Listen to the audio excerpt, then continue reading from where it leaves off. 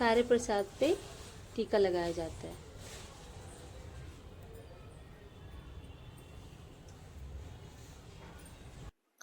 Hey viewer, welcome back to my channel Kavita's blog channel. जैसा कि आपको पता है हमारी छठ पूजा चल रही थी और अब हमारी छठ पूजा कंप्लीट हो चुकी है। हम सबको प्रसाद दे चुके हैं। उसके बाद मैं फ्री हुई हूँ तो मैंने वीडियो एडिटिंग करके आपके लिए लेके आई हूँ।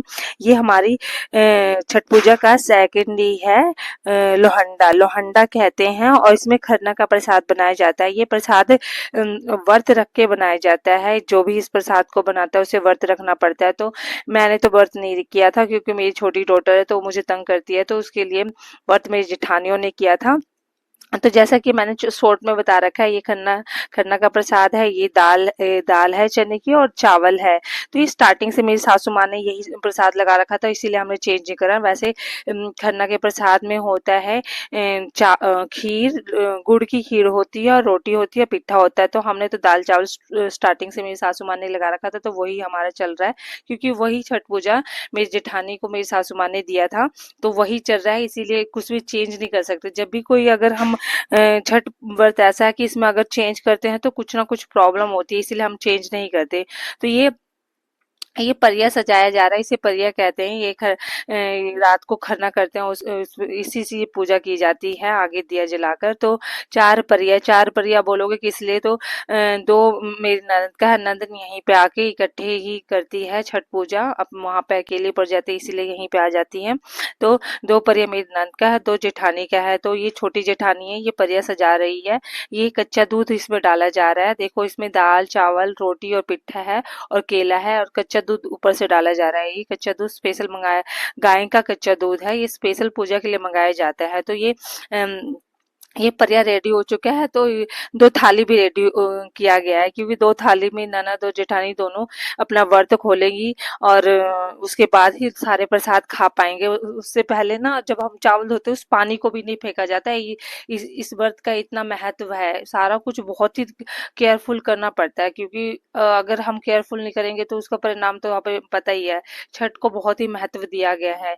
ये देखो खरना करने के लिए दोनों एक दूसरे से के मांग में वो नाक से सिंदूर लगा रहे हैं। आप कहोगे कि सिंदूर तो मांग में लगाया जाता है, तो ये नाक से क्यों लगाया जाता है, लगा रहे हैं?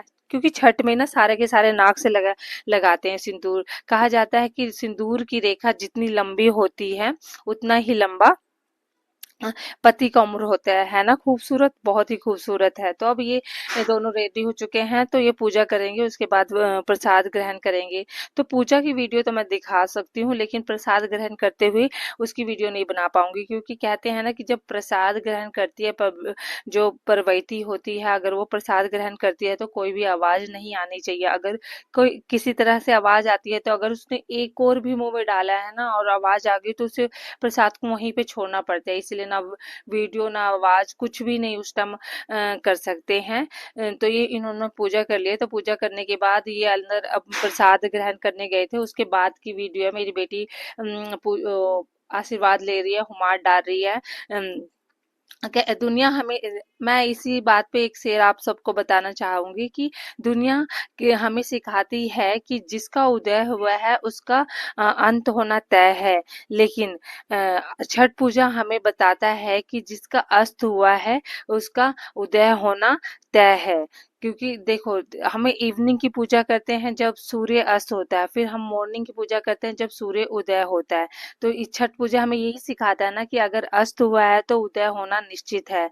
तो जैसा कि आप सबको अगर वीडियो मेरी अच्छी लगती है तो इसे लाइक शेयर एंड सब्सक्राइब करिएगा और आगे फॉरवर्ड करिएगा, जिससे कि मैं आपके प्यार को देखकर और वीडियो लेकर आती रहूं। तो ये आप सबका आशीर्वाद बने ही रहना चाहिए, तभी मैं आगे आगे वर्क कर पाऊंगी। कहते हैं मोटिवेशन मिलना जरूरी होता है ना, तभी तो जब मोटिवेट हम होते हैं तभी तो उस वर्क को आगे करते हैं और सिखाते हैं।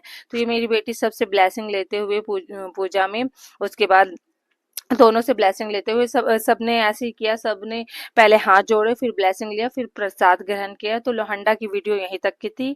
आगे सब अब आगे नेक्स्ट